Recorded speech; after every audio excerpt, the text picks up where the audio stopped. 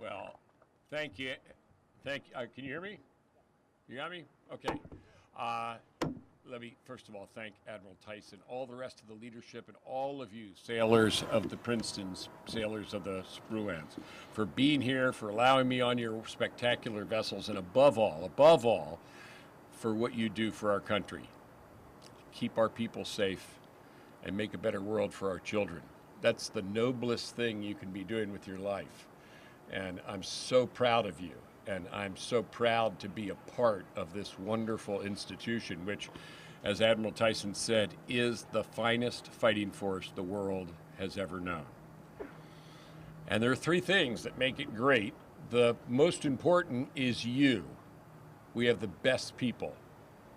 It's you. And caring for your abilities, your capabilities, your welfare, your families. That's the most important thing to me. Second thing that makes us great is what we stand for, what you stand for. We have all the friends around the world. People like us. They like working with Americans because they like working with you, because they like the kind of people you are and the kind of values that you bring with you. But the third thing that makes us great is having the greatest technology and the most powerful capabilities of any other military in the world. That's something that we have today, and that it's important that we continue to have 10 years from now, 20 years from now, 30 years from now. So when I and Admiral Richardson, our fantastic Chief of Naval Operations, and all the rest of our leadership, and all of you, even as we fight today's fights, which we have to do, defeating ISIL, deterring North Korea. We can't take our eyes off the things of today. We also have to cast our eyes ahead 10, 20, 30 years from now. Innovate, have wonderful innovative people like you and from elsewhere in our society, the most innovative in all the world. Innovative operational concepts, and also innovative investments. And it's that last thing I want to touch on today because it's budget time in Washington.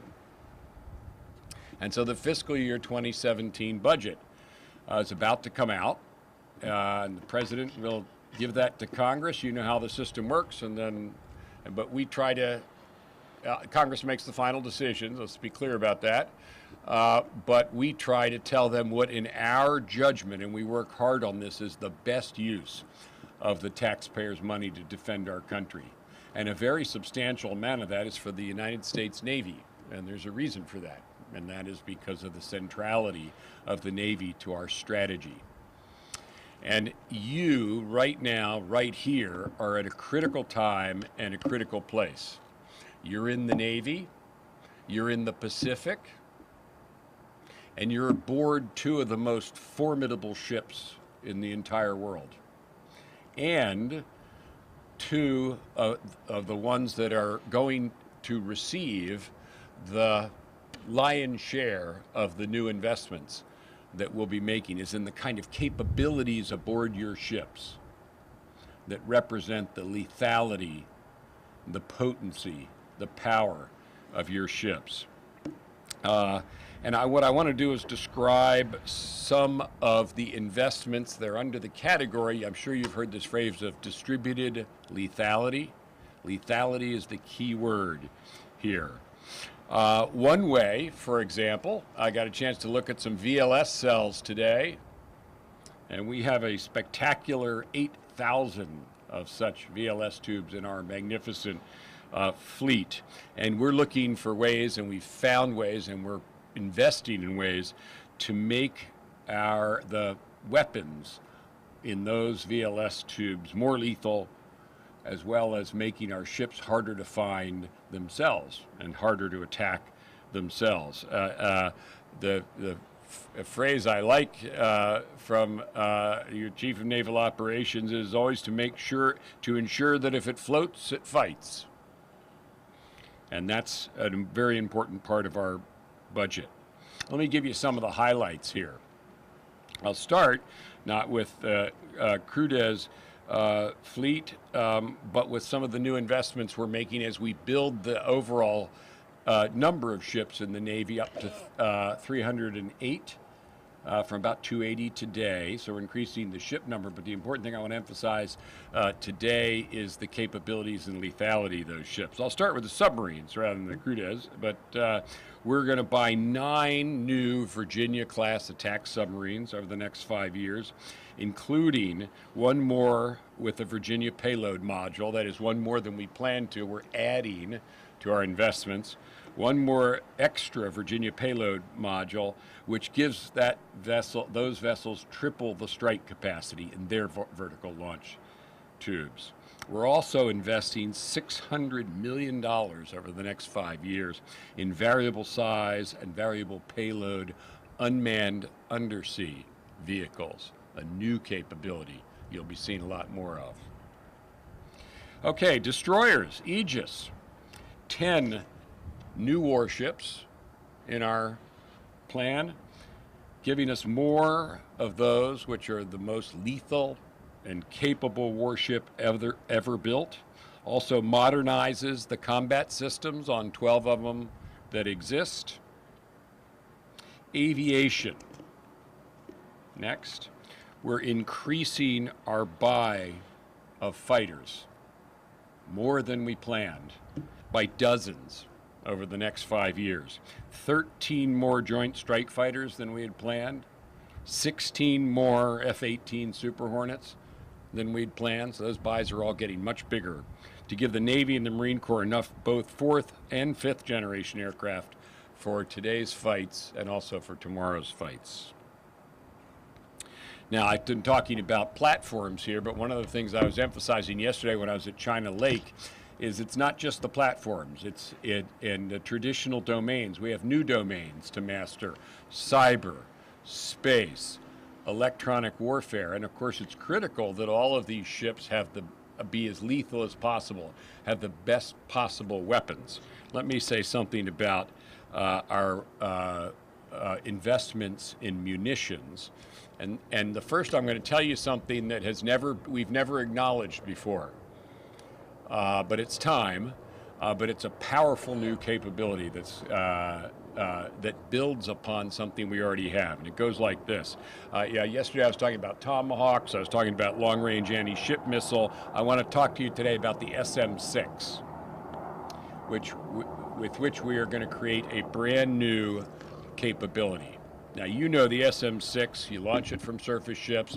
It's a fantastic surface-to-air weapon, highly maneuverable aerodynamically, and can stop incoming ballistic and cruise missiles that were trying to attack one of our warships. Can do that in the atmosphere at a very low altitude, acquire them, attack them, kill them. It's one of our most modern and capable munitions. And I'm announcing today a new capability for the SM-6. We're modifying the SM-6 so that in addition to missile defense, it can also target enemy ships at sea at very long ranges. This is a new anti-ship mode. It makes the SM-6 basically a twofer. Can shoot down airborne threats, and now you can attack and destroy a ship at long range with the very same missile. By taking the defensive speed and maneuverability that's already in our Aegis destroyers' vertical launch cells and leveraging them for offensive surface warfare lethality. That makes it a potent new capability for you surface warfare professionals. It's also a good deal for the taxpayer because they're getting two capabilities in one missile. We know this works. We actually tested it secretly last month, and it worked. And so we have invested in our budget that will be the President will be submitting to the Congress in a couple weeks. We've put it in our budget. That budget maximizes the production of the SM-6, investing $2.9 billion to buy 600.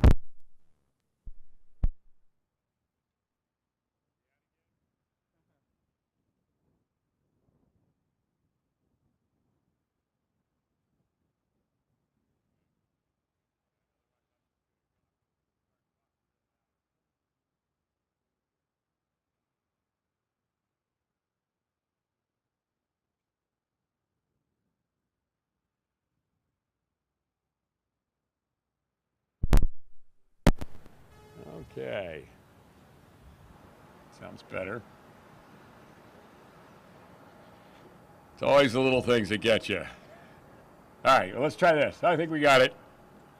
So, a very major new investment in a very major new capability for you. I also know, I've talked about a number of other investments we're making. There's a lot of talk about the littoral combat ship as well. And as part of the budget, we're taking a new approach with respect to LCS and frigates in the future. Our decision is to buy 40 of those ships, not the 52 plus that were planned back when that program first started in 2002. So a little bit of a change in our buy plan for that, and let me explain why that is. First of all, we're buying more littoral combat ships because it's a very important ship. We need the capability it provides. For missions like minesweeping and anti-submarine warfare, the LCS is terrific. But now, in 2016, we need to balance our shipbuilding investments among higher-end, more capable ships like the ones you sail on, and I said we're buying more of them, submarines, buying more of them, aircraft carriers, buying more of them. We need to balance those investments because we face competitors who are challenging us in the open ocean. We need to balance investments in those capabilities, advanced capabilities, in a way that we haven't had to do for quite a while. And we need to do that now. And so when we did that balance, we decided to invest more in the high end of our fleet. The Navy's own warfighting analysis concluded that 40 LCS were sufficient, and so that's how many we're going to buy. Over the next 10 years, that will allow us to put about $8 billion more into high-end capabilities. And that is the right decision for us to make at this strategic turning point, so that we have all the lethal ships and the lethal capabilities that I've been talking about with you, all the while increasing the number of ships, which we'll continue to do. So with this budget, just in sum, our fleet will be larger. It'll be much more effective, potent, and lethal than it is today, because it'll be equipped with the weapons and the advanced capabilities that it will need to deter any aggressor and to make any aggressor who isn't deterred very much regret their decision to take us on. That's your job for the future. That's the job of the Navy in the future. We need to invest in that. And you, right here, right now, are at the cutting edge of those investments. I'll be watching with pride, following you as you sail around the world, carrying the American flag and standing for all that we stand for, defending our people, making a better world for our children. Be sure to tell your families tonight that I thanked you, and since I know behind every sailor there's a family, spouse, kids, parents, brothers, sisters, whatever it is, tell them how proud we are of you and thank them for standing behind you as you stand behind our country. Good to be with you. I think now what we're going to do is get everybody up and I get a chance to say what I just said to you. Thanks, but look you in the eye and give you a coin. Oh, I'm sorry. No, we're going to do some questions first. In fact, it doesn't have to be a question. It can be an observation. But if you have anything you want to ask or anything you want to say, sure, please. Do we have a mic for folks? You want to just pass one around here? There we go. Good afternoon, sir. FC1 Cope, USS Princeton. In your recent speech on the 2017 budget, you stated that we're going to have to change the way that we fight wars in the future. What changes can we expect to see around the waterfront in the next 5 to 10 years? A number of them. One I'll start with is a very important phrase, distributed lethality, which means making our ships and aircraft work together in ways that they haven't before, but that technology makes possible. A second that you'll see around here is the influence of these new domains that are not surface warfare, subsurface warfare, or air warfare. They're cyber warfare, they're space warfare, they're electronic warfare, of course, which has been around for a long time, but where there's tremendous pace of change, tremendous opportunity. So you're going to see a fleet that is much more powerful, much more lethal, much more connected, and in addition to being larger. And you'll see all that right here in San Diego, because this is one of the hubs of innovation for our Navy, not just in terms of getting new technology and new investments, but operationally. And I've been talking to your senior leadership today, not only about how you'll have new capabilities, but how you'll be using them in new ways. So you're going to be seeing a lot of change here. Here you go, shipmate.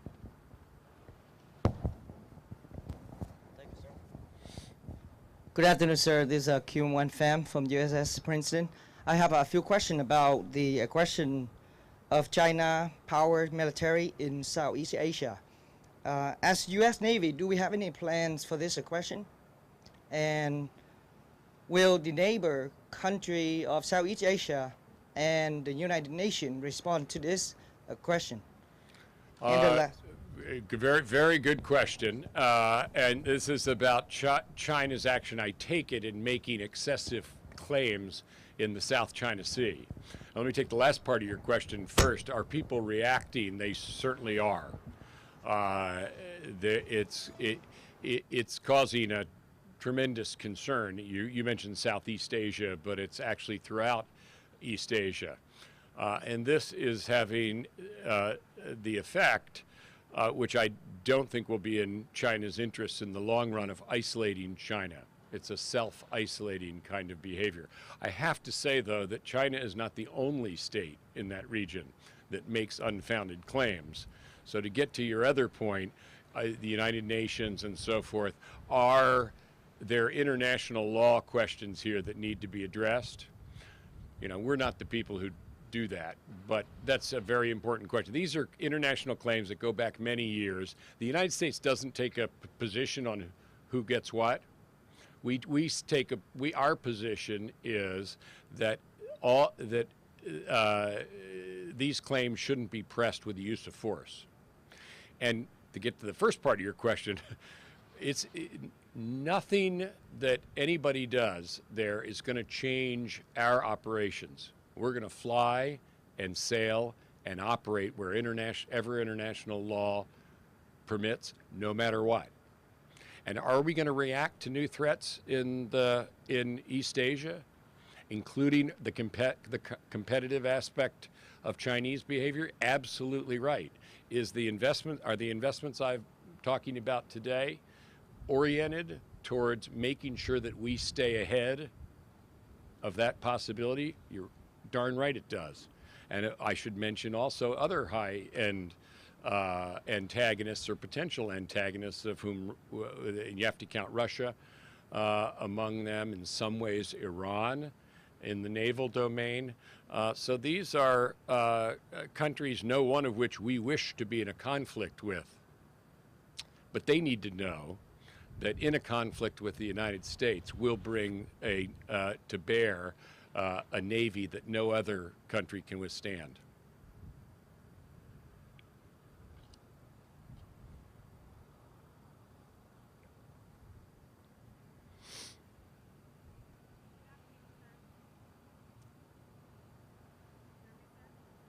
I can hear you, but not through a microphone. But go ahead.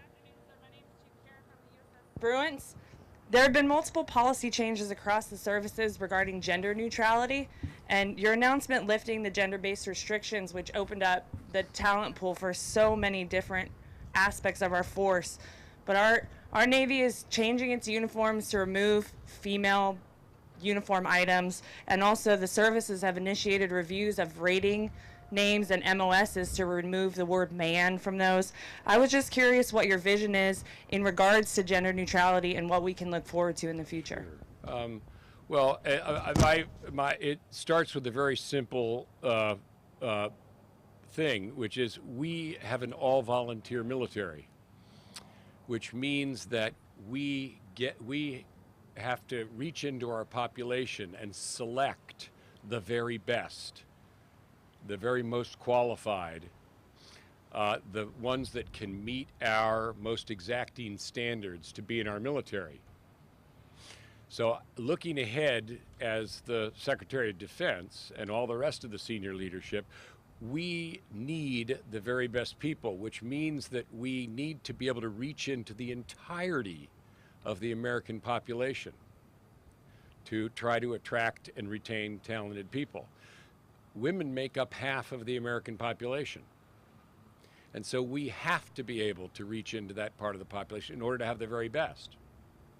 Now, like everyone else, they have to meet standards.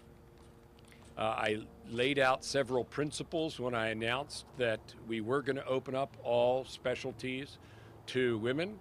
And I explained why, which is for force effectiveness, because so we reach into the largest possible pool. We're not changing standards. There'll be no quotas. But this is the way, one of the many ways, where I'm trying to make sure, and our leadership's trying to make sure, that we retain the very best people, because the strength of our military is good people. That means reaching the largest part of our population. I mentioned that. That means making sure that we're tuned to how different generations think, not just different genders, because, you know, people my age are not people your age, or even younger that are going to be the force of tomorrow. We need to think what they're like, and how can we, without changing our standards, how can we draw them, the very best of them, into our military? I can't go out and just grab anybody I want off the street who is talented. We have an all-volunteer force, which means we compete with the rest of society for talent. And I've got to go everywhere I can possibly go to find talent. And that obviously includes females. So I think it's a very important step.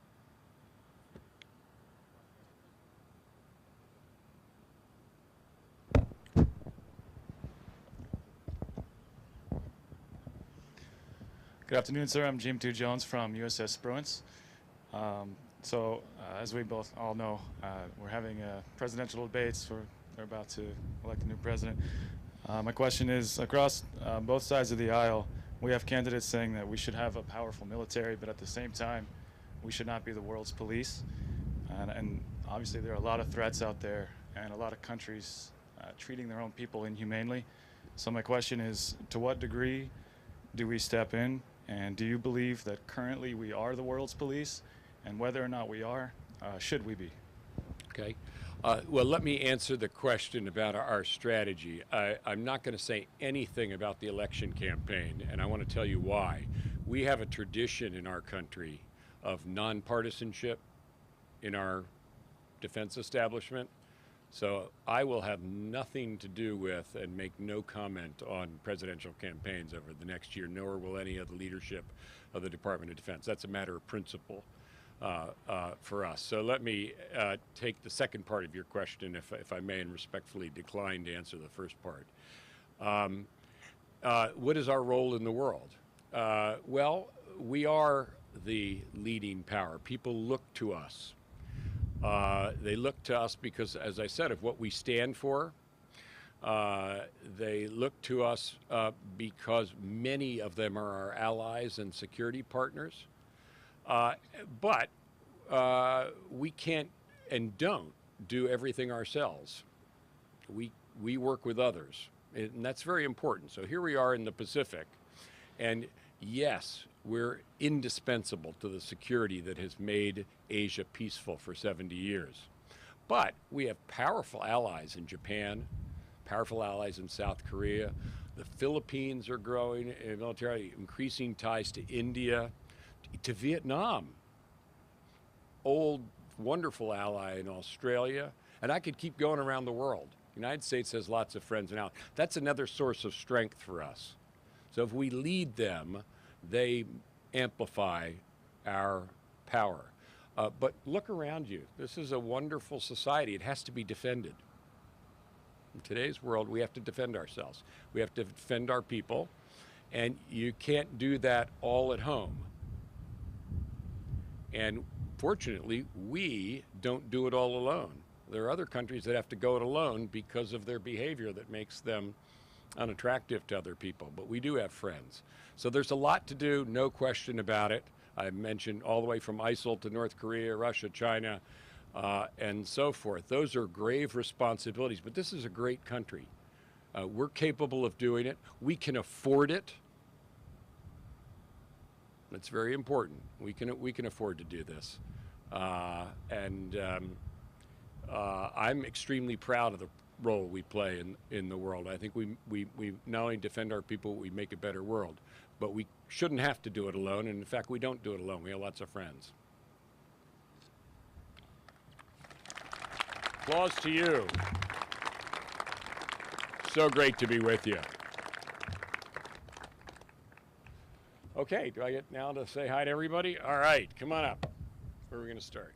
All righty.